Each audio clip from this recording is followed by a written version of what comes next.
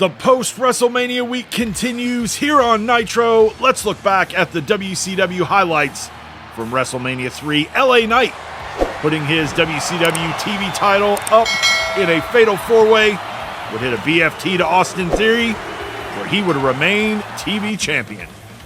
Ilja Dragunov would defend his Cruiserweight Championship in an 8-man gauntlet match, where one of the participants was a mystery opponent. Turned out it was El Grande Americano. He would eliminate Ilja Dragunov and then finish off the match with a flying headbutt to Santos Escobar. And El Grande Americano is your new WCW Cruiserweight Champion. Jade Cargill won at Elimination Chamber, earning her this opportunity where she would look to try to become a champion for the first time in the open mic universe. She was well on her way before Bianca Belair's music would hit. Bianca would hit the challenger with a KOD and get back a little bit of revenge for Jade costing her opportunity back at Starrcade. Raquel would take advantage and retain her championship, but Bianca let her know afterwards that things aren't over between the two of them just yet. Then we had a back-and-forth match between Jey Uso and Drew McIntyre for the WCW United States Championship. Jey, who took this title from McIntyre back at Halloween Havoc, would fall victim to a Claymore. McIntyre would get the 1-2-3, and he would walk out of WrestleMania United States Champion for the second time. Then we had a Monsters Ball match, and a lot of people thought that Cody Rhodes was crazy for wanting the match that came from the sick and twisted mind of the Monster Abyss himself. Most of the time when Cody Rhodes hits his opponent with a crossroads, that's it. But this is Monsters Ball, and the opponent is the Monster Abyss. Cody would eventually go under the ring and retrieve Janice. The nail-covered board that Abyss has used to punish opponents for years would be used on this night to punish him. Cody relentlessly using Janice, finishing it off with one more swing to the head before hitting Abyss with a second crossroads. And that would be enough to keep the monster down. Cody Rhodes wins Monsters Ball. Then in our main event of night one, Royal Rumble winner Damian Priest taking on the 5-time WCW World Champion AJ Styles. AJ's cronies barred from ringside. In the middle of this one, referee inadvertently hit by Damian Priest, and Finn Balor, the man in Damian Priest's corner, would send a chair in to AJ, and that would lead to the end of this one. Finn Balor turns his back on his Judgment Day brother, Damian Priest, on what should have been a huge night for him here at WrestleMania 3.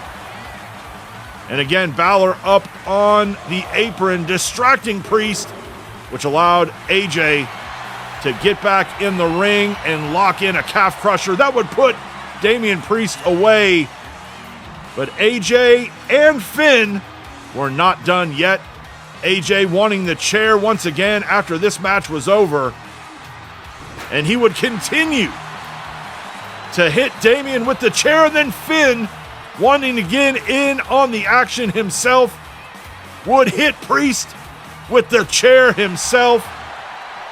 And we found out on Raw, those two will meet in a fight pit at Backlash. And speaking of the man that is still the champion, here comes the phenomenal AJ Styles. AJ says, "I hate to come out here and tell you I told you so, but I told you so. I didn't need Gallows or Anderson or Abyss to walk out with my WCW World Heavyweight Championship. So now, Priest, you can go back to being a loser in the WWE. Your 5 minutes of fame is over, and I can go back to being the face that runs the place. So AJ dodges a huge bullet, but we also know he's always got a backup plan, and this time, that backup plan included Damian Priest, best friend. Now it's time for our first match of the night. The man who walked into WrestleMania 3, the WCW Cruiserweight Champion. And in an 8-man gauntlet match, there is 0 champion's advantage in that one. Add to the fact that one of the competitors wasn't even known until they came down to the ring. That was El Grande Americano. He walks out of WrestleMania, the new WCW Cruiserweight Champion.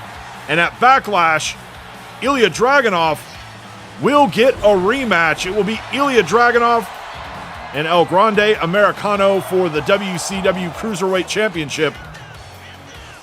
And Dragunov has been a great champion, but again, you are in a non-traditional match, a gauntlet match, where in the end, you don't even have to be in the final 2, and he wasn't. El Grande Americano eliminated Dragunov, and the final 2 competitors in that match turned out to be El Grande Americano and Santos Escobar. But Dragunov will get an opportunity at Backlash to maybe get back his Cruiserweight Championship. Rolls JD McDonagh over, H-bomb. And that may be it. Dragunov hooks the leg. And it will. Ilja Dragunov picks up the win. Wait a minute. And out comes his Backlash opponent, El Grande Americano, here on Nitro. He enters the ring and faces off with his opponent, the former champion. I have a feeling this is going to be a hell of a match coming up in a couple weeks at Backlash. Up next, Grayson Waller making his way to the ring. Montez Ford of the Street Profits. And on both sides in this one, some superstars, some competitors who were not a part of the WrestleMania 3 event.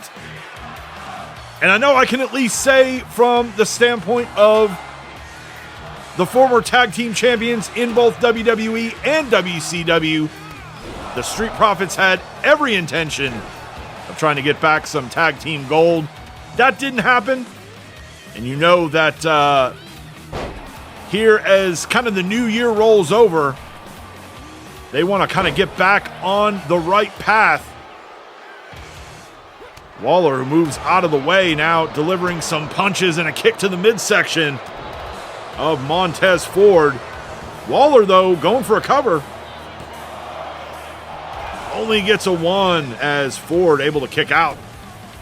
Waller, on the other hand, a former WCW television champion himself, had to watch 3 other challengers get their shot at LA Knight.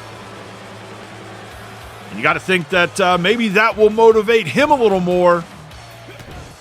Not only with a new year kind of starting, a new season, but also there is the draft coming up in a few weeks after Backlash. And so a good performance here from Waller could maybe catch the attention of WWE management, who could potentially see an asset that they could potentially use in him with the draft coming up. Ford going up top. He wants Waller up. Crossbody.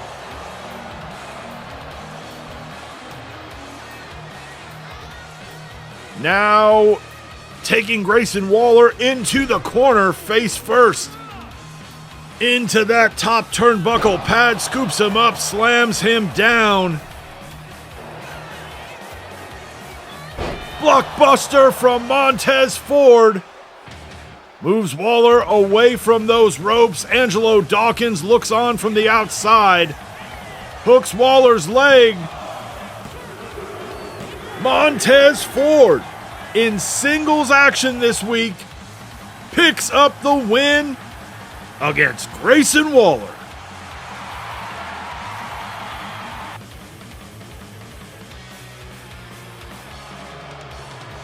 Well, if it isn't the luckiest woman in the open mic universe, still WCW Women's Champion Raquel Rodriguez, thanks to Bianca Belair, and the same could be said, we go back to Starrcade, thanks to Jade Cargill. And she walks into Nitro here with the gold, still the champion.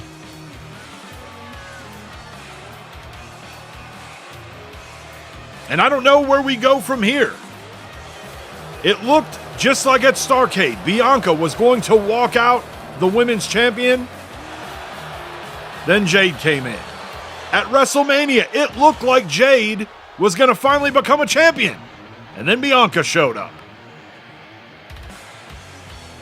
Raquel says, at WrestleMania, I proved once again that I am not only the most dominant woman, but the most dominant champion in the open mic universe. They keep lining up challengers, and all I do is win. Whoa, hold on a second. WCW official Eric Bischoff. He says, congratulations, champ. Once again, you're the biggest winner in this feud between Jade Cargill and Bianca Belair. But I've seen enough. It ends tonight. So at Backlash, you will be defending the WCW Women's Championship in a triple threat match against Bianca Belair and Jade Cargill. Raquel says, whatever. For months, the chaos and sabotage have kept the WCW Women's Championship around Raquel Rodriguez's waist. At Backlash, could it come back to cost her?